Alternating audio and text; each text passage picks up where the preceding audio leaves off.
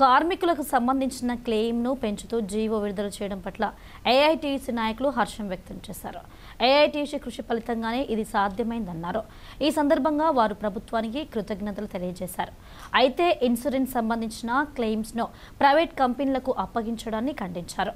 రాష్ట్ర వ్యాప్తంగా భవన నిర్మాణ రంగంలో పనిచేస్తున్నటువంటి కార్మిక వర్గానికి ఒక తీపి కబురు. గత ప్రభుత్వాలు అనేక పోరాటాలు చేసినా కార్మికుల పక్షాన నిలబడలేదు, కార్మికుల గురించి పట్టించుకోలేదు. ప్రభుత్వం ఏర్పడ్డాక ఏఐటీసీ అనేక పోరాటాలు, ఆందోళన కార్యక్రమాలు నిర్వహించడం వల్ల ఏఐటీసీ కృషి ఫలితంగా మరి గతంలో కార్మికునికి చనిపోతే యాక్సిడెంటల్ డెత్ జరిగితే 6,30,000 రూపాయలు ఇచ్చేవాళ్ళు. ఇప్పుడు దాన్ని 10 లక్షలకు పెంచినటువంటి సందర్భం ఉంది.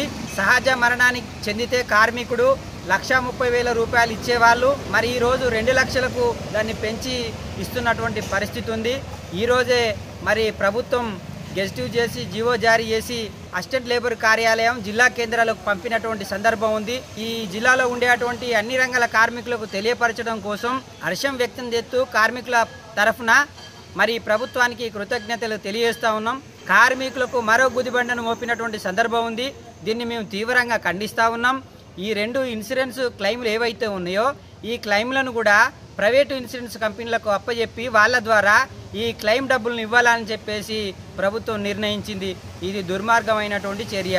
ఒకటేమో తీపి కబురు చెప్పినాం, ఒకటేమో చేదు కబురు చెప్పినాం. ఇప్పుడు పోయిందేమి లేదు పెద్దగా. మీరు మరొకసారి ఆలోచించి ప్రైవేటు కంపెనీలకు ఇవ్వటం వల్ల మరి కార్మికుడికి నష్టం జరుగుతుందని చెప్పేసి ఏఐటీసీ అనేక సార్లు మరి చెప్పింది. దాన్ని దృష్టిలో పెట్టుకొని ఇప్పటికైనా దాన్ని వెనక్కి తీసుకోవాలని చెప్పేసి కూడా మేము ఏఐటీసీ పక్షాన కోరుతా ఉన్నాం.